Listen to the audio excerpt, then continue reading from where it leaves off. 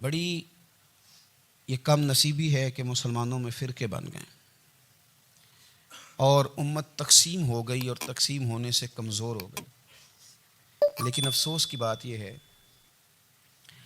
کہ لوگ اس بات کو سمجھنے سے عاری ہیں کہ عید میلاد النبی صلی اللہ تعالیٰ علیہ وسلم تو امت اس بات کے شکر کے طور پہ مناتی ہے کہ اللہ نے ہمیں اپنے نبی کا غلام بنایا۔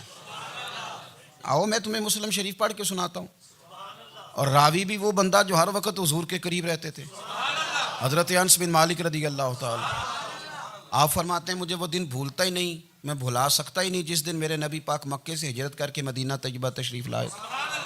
حضور اس دن کیا ہوا تھا؟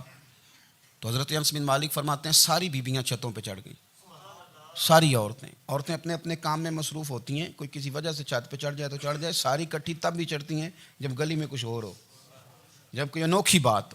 ساری بیبیاں چھتوں پہ چڑھ گئیں، بچے درختوں کے ساتھ چمٹ گئے، اور فرماتے ہیں کہ 70 کے قریب لوگ حضور کی سواری کے آگے تھے اور باقی سینکڑوں کی تعداد سے سواری کے پیچھے تھے، اور فرماتے ہیں یہ الگ منظر تھا۔ اور یہ مسلم شریف میں نعرہ موجود ہے، مسلم شریف میں، یہ صحیح مسلم میں موجود ہے کہ جب حضور مدینے آ رہے تھے تو مدینے والے نعرہ لگاتے تھے یا محمدہ یا رسول اللہ، اور چلتے ہوئے لگا رہے تھے یا محمدہ یا رسول اللہ کا وہ نعرہ لگا رہے تھے۔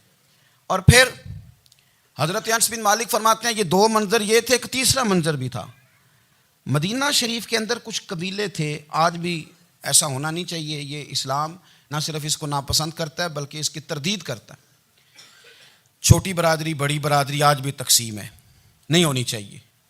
عرب کے اندر بھی تقسیم تھی، کچھ قبیلوں کو چھوٹا جانتے تھے، کچھ کو بڑا جانتے تھے۔ ایک قبیلہ تھا بڑا قبیلہ، بنو نجار کا، چودھریوں کا قبیلہ، سیٹھوں نوابوں کا قبیلہ، بڑے لوگوں کا قبیلہ۔ اس قبیلے کی بیٹیاں ایک کونے میں دف لے کے بیٹھ گئیں۔ نبی پاک صلی اللہ تعالیٰ علیہ وآلہ وسلم کے غلاموں بات کو سمجھیں۔ ایک منظر یہ کہ عورتیں چھتوں پہ، آج ہم منع کریں گے کیونکہ یہ پردے کی آیتیں نازل ہونے سے پہلے کی بات ہے، اب آیتیں آ گئیں، اب ہم یہ اجازت نہیں دیتے۔ عورتیں چھتوں پہ چڑھ گئیں، مرد گلیوں میں نعرے لگانے لگے، اور بنو نجار قبیلے کی بیٹیاں چھوٹی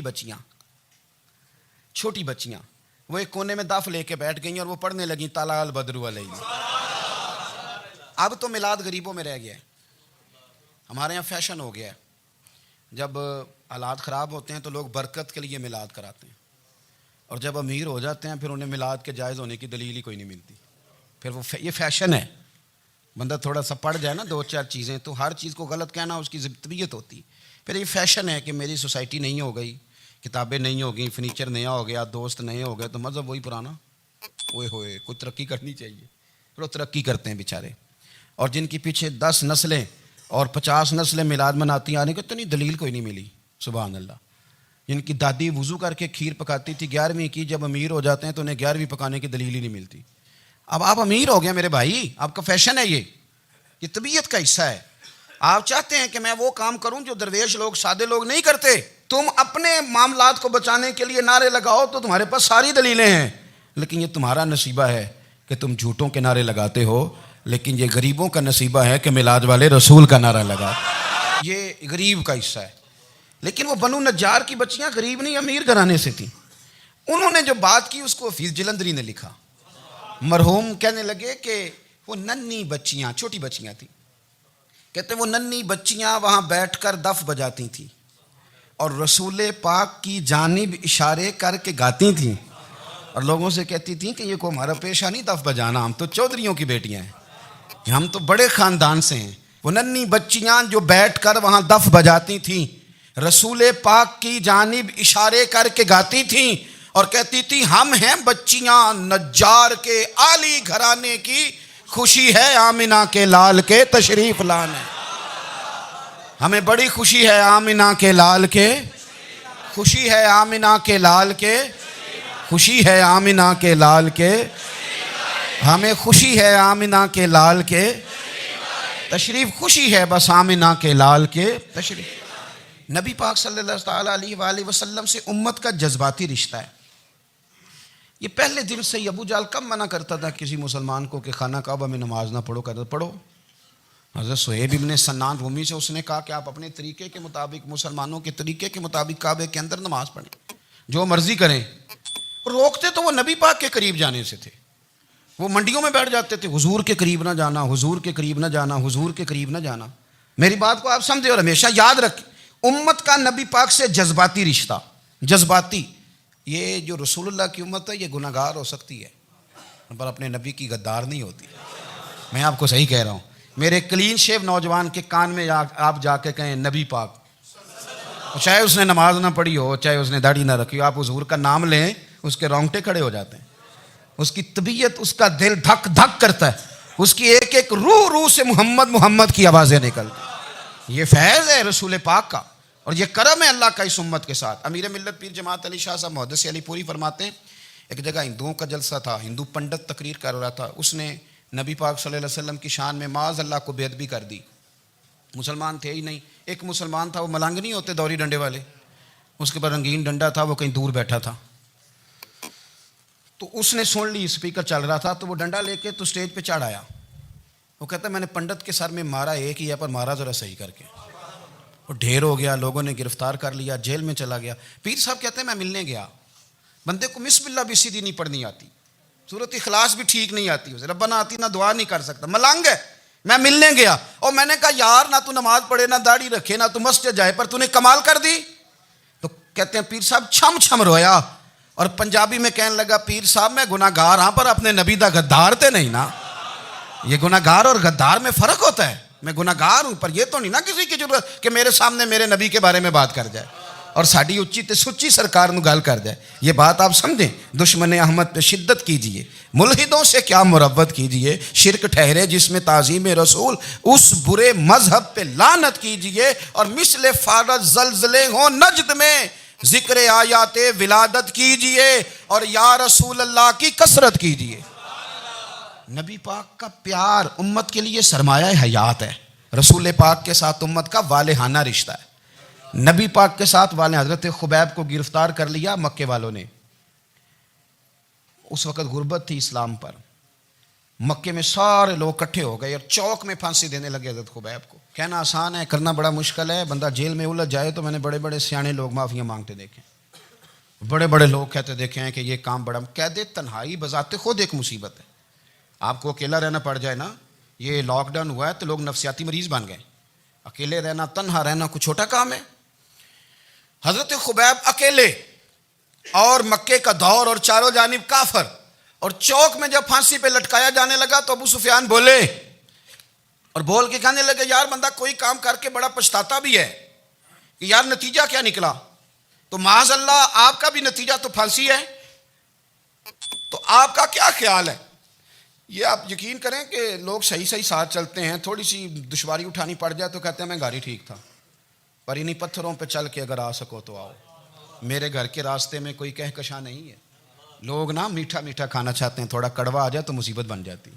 کہتے ہیں سارے فلانے سے پیار کریں گے تو میں کروں گا, سارے مخالفت بھی کریں گے تو ہم انشاءاللہ پیار ہی کریں گے. یہ کیا بات ہوئی کہ ہم زمانے کا رنگ دیکھ کے چلیں گے؟ اب بعض لوگ پچھتا رہے ہوتے ہیں.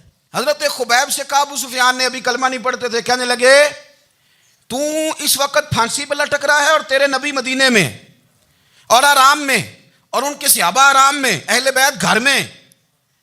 تیرے ذہن میں اگر اس وقت یہ بات ہو کہ اس وقت تیری جگہ پہ وہ ہوتے معاذ اللہ, تو پھر کیا ہوتا؟ مجمع غیروں کا, علاقہ غیروں کا. یہ ٹائم آیا تھا اب نعرہ رسالت لگانے کا. اب ٹائم آیا حضرت خبیب نے نعرہ رسالت لگانا ہے, پر لگانا کس طرح ہے کہ کافر یاد رکھیں. حضرت خبیب سے کہنے لگے اگر تیری جگہ حضور ہوتے تو پھر تیرا کیا خیال ہے معاذ اللہ. تو حضرت خبیب کہنے لگے تم ابھی بھی نہیں سمجھے. ٹھیک ہے میں مکے میں اکیلا ہوں, سارے لوگ مدینے میں ہیں, پر میں پچھتا نہیں رہا, میں تو فخر کر رہا ہوں. میں فخر کر رہا ہوں اس لیے کہ چوری کر کے جان نہیں دے رہا, مدینے والے کی عزت پہ جان دے رہا ہوں. میں فخر کر رہا ہوں. فرمایا سن, تو کہتا ہے تیری جگہ حضور ہوتے اور تم انہیں یہاں معاذ اللہ پھانسی پہ لٹکاتے. فرمایا سن, میں تو یہ بھی پسند نہیں کرتا کہ میں گھر میں بیٹھا ہوں اور میرے نبی کو ہلکا سا کانٹا بھی چبھ جائے. ہمارا اپنے نبی سے محبت کا رشتہ ہے. ایک کانٹا بھی حضور کے قدم مبارک میں چبھے ہمیں برداشت.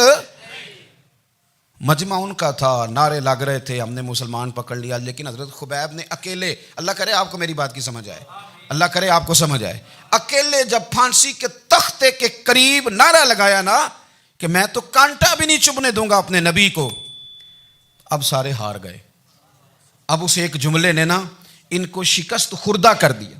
اب بول کچھ نہیں سکتے تھے, گردنیں جھک گئیں. اور جب سناٹا چھایا تو ابو سفیان ساتھ والے سے کہنے لگا باقی ساری باتیں اپنی جگہ پر ہیں, پر اصحاب محمد سے پیار تو بڑا ہی کرتے ہیں نا. اور وہ کچا رنگ للاری والا جیڑا چڑھدا تے لیندا رہندا, اے عشق تیرے دا رنگ محمد چڑھ جائے پھر نہیں لیندا. کہا یار پیار تو یہ کرتے ہیں نا, اس میں کوئی شک والی بات. اس پیار سے کافر ڈرتا ہے. نبی پاک کے ساتھ جذباتی وابستگی, حضور کے ساتھ غلاموں کا جذباتی رشتہ, اور نبی پاک صلی اللہ تعالی علیہ وسلم کی آمد پر تشکر کے جذبات. امام رازی نے لکھا ہے کہ حضرت موسیٰ کلیم اللہ علیہ السلام نے تورات کی تختیوں کے اندر ایک امت کا ذکر پڑھا کہ جو امت گناہ کا ارادہ کرے گی تو گناہ لکھا نہیں جائے گا جب تک کر نہ لے, اور نیکی کا ارادہ کرے گی تو رب ان کی نیکی لکھ دے گا, اور جب وہ کر لے گی تو اللہ 10 گنا اجر عطا کرے گا. اور وہ ایسی امت ہوگی کہ جن کے چہرے قیامت کے دن نور کی طرح چمکیں گے, اور وہ امت ہوگی جن کی اللہ تعالیٰ زمین ساری پاک فرما دے گا, جہاں نماز پڑھیں گے نماز ہو جائے گی. یہ تذکرے پڑھ کے تو حضرت موسیٰ کلیم عرض کرنے لگے اللہ یہ امت میری بنا دے. تو رب کریم نے فرمایا کہ موسیٰ نہیں, یہ تو میرے محبوب کی امت ہے. فرمایا یہ تو میرے نبی پاک کی امت, حضور کی امت. اللہ اکبر. حضرت موسیٰ معمولی آدمی نہیں, وہ جلیل القدر پیغمبر ہیں جن کا قرآن کے ہر سپارے میں تذکرہ ہے, کہیں واضح طور پہ کہیں اشارتاً, ہر پارے میں. اور حضرت موسیٰ اللہ کے وہ نبی ہیں جو رب سے ڈائریکٹ باتیں کریں کوہ طور. کہا اے موسیٰ یہ امت تو میرے نبی کی ہے. تو حضرت موسیٰ علیہ السلام عرض کرتے ہیں, امام رازی نے لکھا ہے, کہتے ہیں اے اللہ پھر مجھے اپنی نبی کی امت میں شامل کر. او یار ہمیں لوگ کہتے ہیں میلاد نہ مناؤ. جس امت میں آنے کے لیے حضرت موسیٰ نے دعا مانگی, جس محبوب کی غلامی کے لیے, ہمیں تو دعا بھی کوئی نہیں مانگنی پڑی, اللہ نے فضل سے ہی مدینے والے کا غلام بنا دیا. تو ہم حضور کے تذکرے نہ کریں, ہم تشکر نہ کریں, ہم نبی پاک صلی اللہ تعالی وسلم کی نعت نہ پڑھیں, ہم حضور کے آنے پر جشن کا اظہار نہ کریں. ہر وہ جائز طریقہ جس سے اظہار خوشی ہو سکے وہ میلاد پہ کرنا چاہیے, اور اس کے لیے اسباب بنانے چاہیے. امت کا ایک جذباتی انداز ہونا چاہیے نبی پاک کے ساتھ, ایک وارفتگی, ایک ذوق, ایک طبیعت کے اندر وجدان. نعرہ مطلب اس طرح نہ ہو کہ بس چل رہا ہے کام. میں نہیں ہوں قائل, میں کہتا ہوں پہلے تو کوئی لگائے نا, اور پھر نعرہ جب لگتا تھا نا تو مسلمانوں کے یہاں نعرہ لگتا تھا تو بڑے بڑے لوگ کانپ جاتے تھے. صوفیاء نے لکھا ہے کہ حضرت عمر نے جب کلمہ پڑھا نا تو 39 بندے کلمہ پڑھتے تھے. تو نبی پاک نے رات کو دعا مانگی, اے اللہ عمر کو مسلمان کر کے اسلام کو عزت دے. حضرت عمر سویرے آ گئے, میں وہ تفصیل میں نہیں جاتا, بات لمبی. حضرت عمر جب آئے نا, اور انہوں نے آتے جب کہا نا کہ میں کلمہ پڑھنے آیا ہوں, تو حضور اتنے راضی ہوئے کہ نبی پاک نے کہا اللہ اکبر. تو صحابہ نے نعرے لگائے اللہ اکبر اللہ اکبر, یعنی 40 لوگ مسلمان ہوئے تو نعرے لگے. ہمارے صوفیاء کہتے ہیں حضرت عمر کے آنے پر جب نعرے لگے تو بتاؤ کہ وہ تو نعرہ تکبیر لگا, نعرہ رسالت کیوں نہیں لگا؟ تو کہتے ہیں گویا ہمیں حضور نے یہ سمجھایا ہے, حضور کے اشاروں نے سمجھایا ہے کہ میں اب اپنے نعرے خود تو نہیں نہ لگاؤں گا, میں نے تو اللہ اکبر کہہ دیا, عمر آ گیا ہے میرے نعرے لگاتا رہے گا. وہ نعرے لگیں گے. حضرت عمر نے پہلے دن ہی کہا کہ حضور آپ سچے رسول ہیں تو چھپ چھپ کے نماز کیوں پڑھیں. شروع ہو گئے نعرے, حضور آپ سچے ہیں تو چھپ چھپ کے نماز کا کیا معنی ہو. تو حضور نے فرمایا تیرا کہہ رہا درج کہ حضور سارے نہیں, ایک میں ایک امیر حمزہ, ایک لائن کے آگے وہ لگ جائے, ایک کے آگے میں لگ جاؤں, اور باقی مسلمان جتنے ہیں کل 40 تھے, پیچھے 18 19 بچیں گے, تو ایک لائن میں وہ ہو جائیں, ایک میں آگے ایک میں امیر حمزہ ہو, ایک میں ہوں, تو دیکھ لیتے ہیں یہ ہمیں نماز کیسے نہیں پڑھنے دیتے. ہاں دیکھ لیتے ہیں, آئے نا میدان میں, ادھر آ ستمگر ہنر آزمائیں, تو تیر آزما ہم جگر آزمائیں. اور غلامان محمد جان دینے سے نہیں ڈرتے, یہ سر کٹ جائے یہاں رہ جائے کچھ پرواہ نہیں کرتے.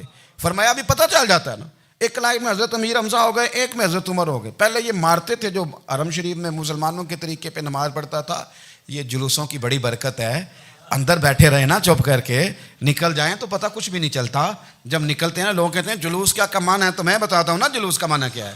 حضرت عمر نے باہر نکلے, 2 لائنوں کا جلوس, لمبا بھی کوئی نہیں, بندے بھی 40.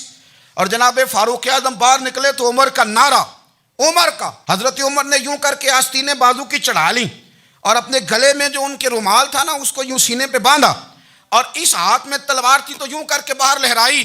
کہنے لگے او مکے کے کافرو ادھر آؤ میرے سامنے.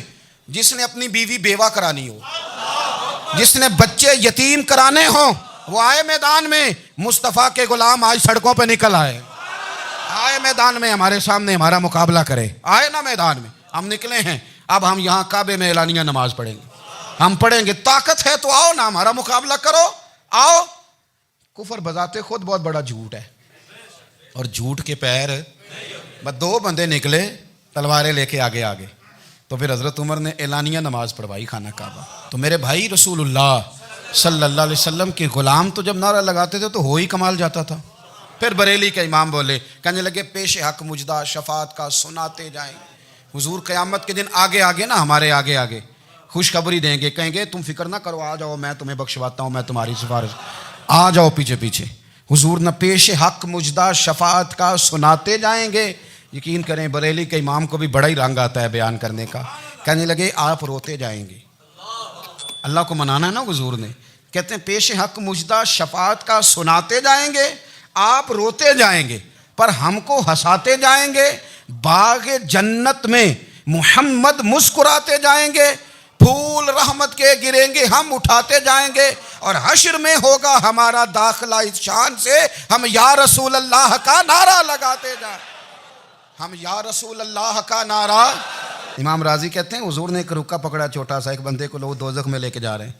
اچھا مجھے ایک بات بتاؤ، فیصلہ پہلے ہو گیا ہے، اللہ کے سامنے ہوا ہے، اور فیصلہ ہو گیا اور طے ہو گیا کہ دوزخ میں جانا ہے، وہ قریب پہنچ گئے دوزخ کے، تو حضور نے دیکھ لیا، اور بتایا کس نے؟ حضرت آدم نے۔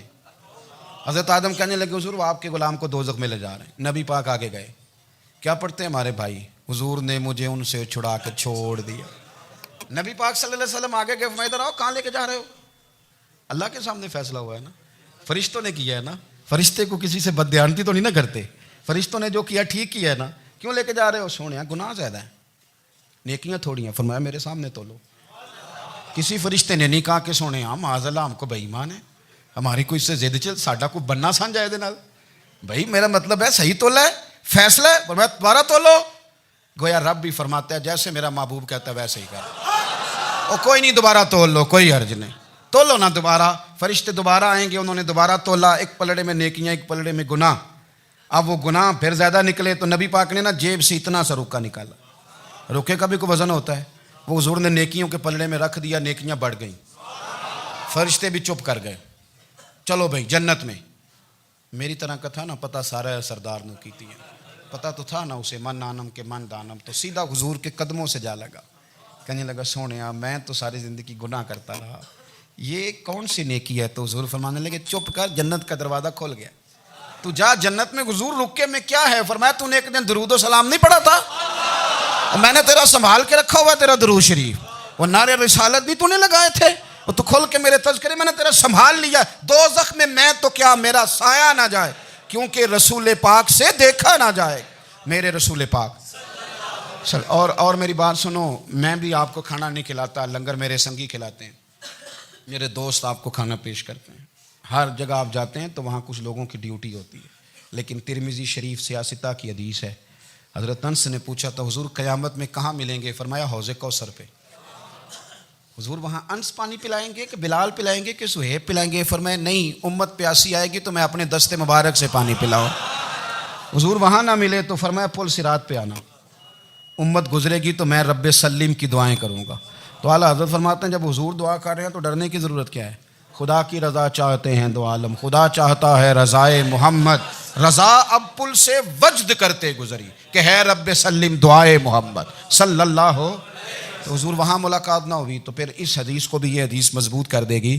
حضور فرمانے لگے پھر میزان عمل پہ آ جانا، امت کے عمل تول رہے ہوں گے اور میں کامیابی کی دعائیں مانگ رہا ہوں گا، تو جس کے لیے حضور دعا مانگیں گے ناکام ہوگا، ناکام ہوگا۔ اپنے بچوں کو حضور کی محبت سکھائیں، نبی پاک صلی اللہ علیہ وسلم کی غلامی کریں، آپ کا رشتہ نبی پاک کے ساتھ مضبوط ہونا چاہیے، آپ کے تعلقات حضور کے ساتھ مضبوط ہونے چاہیے، اور آپ نے دائیں بائیں نہیں دیکھنا کہ پراپوگنڈا کیا ہے، لوگ کیا کہہ رہے ہیں، لوگوں کو دیکھ کے جو لوگ رستہ بناتے ہیں وہ پیچھے رہ جاتے ہیں۔ آپ نے یہ دیکھنا ہے کہ میرا حضور سے نسبت کا تعلق مضبوط ہے، کوئی کدھر جا رہا ہے اس سے ہمیں کوئی تعلق۔ اس وقت عالمی حالات کیا ہیں، قومی حالات کیا ہیں، معاشی حالات کیا ہیں، جرنلسٹ کیا کہہ رہے ہیں فلانے کے، ہمیں اس سے غرض نہیں ہے، ہمیں تو اتنا پتہ ہے کہ ہم نے اپنے نبی کو راضی کرنا ہے۔